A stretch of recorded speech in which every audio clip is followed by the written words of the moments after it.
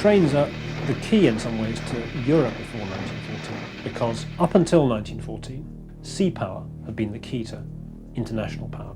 What's happening at this time is that something else is developing, which is rail, which is opening up the great continental land masses. It was transforming their lives in the sense that they're commuting to work. It's also transforming their leisure. Railways are transforming not just Britain, but the rest of Europe at this time. Wednesday, October 15th, 1913. It is 5 days after the Volturno rescue. The Manchester Express prepares to leave Liverpool's Central Station at 2:30 p.m. Although the cars are full, they are safe. Each is equipped with a communication cord that passengers can pull if ever there's a problem. The Manchester Express leaves Liverpool Station right on time. The Midland train to Stockford prepares to follow on the same track 5 minutes later. William Thompson watches the Manchester Express pull out. A railway signalman for 34 years, it is his job to control the movement of trains in and out of the Liverpool block. You divide the railway route up into a number of blocks.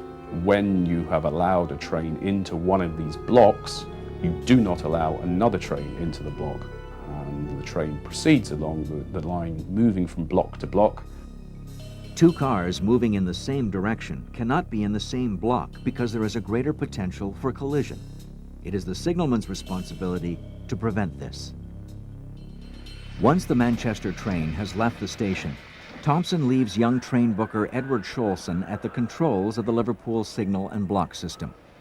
Because Liverpool Central was a very busy box, all these signalmen were in the habit of allowing the train booker to assist them with the operation of the signalling system and the block instruments. This was strictly against the regulations.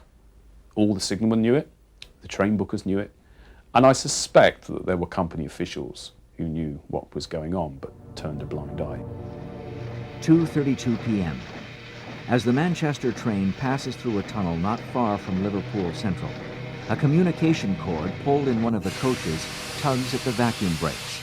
In accordance with procedure, engineer Edward Howson pulls into St. James Station east of the main terminal. But the driver stopped so that he and the guard could jointly inspect the train to find out what the problem was. The train was 8 carriages long. The last 2 carriages were stuck in the tunnel, and this meant that it was impossible to see whether the communication cord had been pulled in the last 2 carriages. The signalman from St. James Station alerts Liverpool Central that the Manchester train has stopped. In the noisy terminal, William Thompson thinks he hears Scholson receive the all-clear signal. He pulls the switch, giving the Midland train the go-ahead to leave. Edward Scholson is surprised to see the Midland train pull away. At 2:35, I looked up and asked the signalman where the Midland was going. I told him that the Manchester train had not cleared St. James.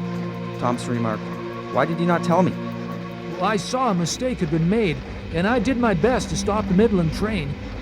When I placed the advanced starting signal to danger, the train would have been just entering the tunnel.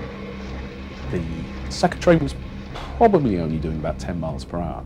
Even at 10 miles per hour, there was enough energy in the second train and the engine to smash and completely destroy the last 2 carriages of the first train. On impact, the Midland engine derails and turns over. 6 people were killed outright or died of their injuries very shortly after the accident. 5 of them passengers, one of them a second guard who was travelling on the train. An inquiry into the accident finds signalman William Thompson at fault. He had assumed that the train booker had received the bell code from St. James's Station that the first train had left the block section and was safely on its way to Manchester. That hadn't happened. He'd worked as a signalman at Liverpool Central box for over 25 years. He makes one mistake and it had these tragic consequences. At this time, there's about 1,000 deaths on British railways every year. So railway accidents have become a fact of life.